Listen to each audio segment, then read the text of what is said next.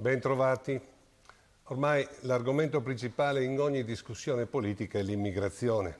Intendiamoci, quello a cui siamo testimoni è un problema immenso.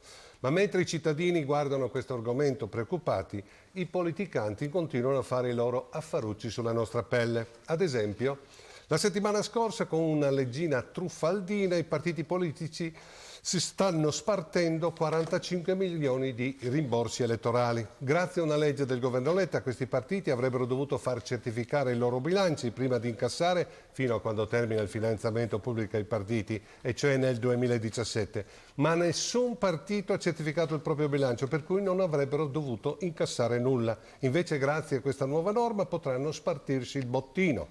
Infatti, la nuova legge libera i partiti dal depositare un rendiconto relativo al loro bilancio. Il risultato della votazione alla Camera è stato di 319 sì, 88 no e 27 astenuti, quelli di SEL. L'unico partito che ha votato contro questa ennesima porcata è stato il Movimento 5 Stelle. Entro un paio di settimane andrà in aula al Senato per la definitiva approvazione. 45 milioni che dovevano rimanere bloccati saranno divisi tra i partiti, per cui al PD andranno 8 milioni circa, a Forza Italia 6, alla Lega 1.100.000, 700.000 a SEL e così via.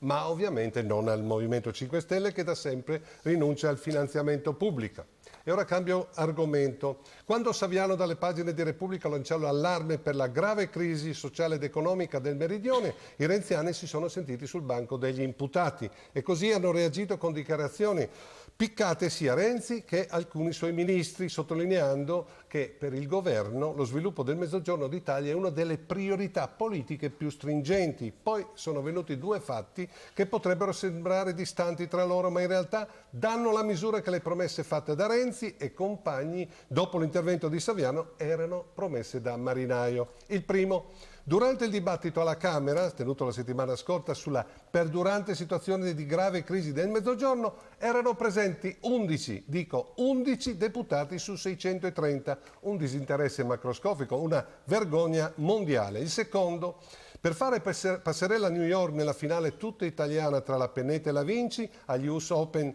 di tennis di Flushing Meadow, il bullo fiorentino ha rinunciato a partecipare all'inaugurazione della fiera più importante che si tiene al sud, la Fiera del Levante a Bari, dove l'attendevano le forze sociali, economiche e politiche del Sud, gli interlocutori principali per un'azione politica importante. Sarebbe stata l'occasione giusta per lanciare un forte segnale a tutto il Meridione. Invece il nostro se n'è andato con l'aereo di Stato come un Berlusconi qualsiasi a New York, facendo capire che la rinascita del Sud non è poi un problema così importante, almeno per lui. Molto meglio quelle comparsate in TV e le foto con la Pennetta dopo la sua vittoria, che fanno così bene al suo ego smisurato. Il costo di questo viaggio spot è costato alle casse pubbliche oltre 150.000 euro. E a proposito di aerei, ecco una notizia bomba. Renzi avrà entro ottobre un nuovo aereo di Stato che sostituirà l'attuale Airbus A319 presidenziale con un nuovo Airbus A340, un aereo di dimensioni simili a quelli usati da Obama e dalla Merkel. Secondo alcuni esperti, questo velivolo, non acquistato ma preso in leasing per evitare noiose procedure, costerà tra i 40 e i 50 milioni l'anno. Per cui, in un periodo in cui si tolgono finanziamenti per 2 miliardi e 300 milioni alla sanità pubblica, 500 milioni agli esodati, questo giovanotto vuole viaggiare su un aereo di Stato con un'autonomia di oltre 12 ore di volo, con sala riunioni, wifi, sala relax per gli ospiti VIP, camere da letto ed altre comodità con costi milionari per le casse dello Stato. Io spero che qualcuno lo fermi per questa sua ennesima berlusconata.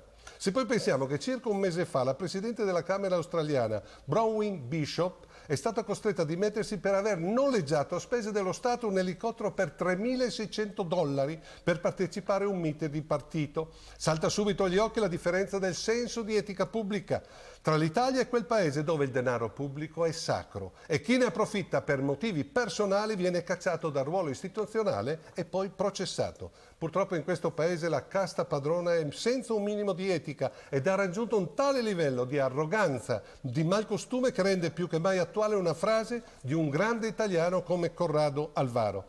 La disperazione più grande che possa impadronirsi di una società è il dubbio che vivere onestamente sia inutile. Ecco, io penso che i cittadini di questo paese siano sempre più convinti che l'onestà non paga, che sia un optional che non possiamo più permetterci, visto che l'etica in Italia è praticamente scomparsa e i vincenti sono coloro che se ne fregano delle regole tipiche di una società civile. Ci vediamo giovedì prossimo.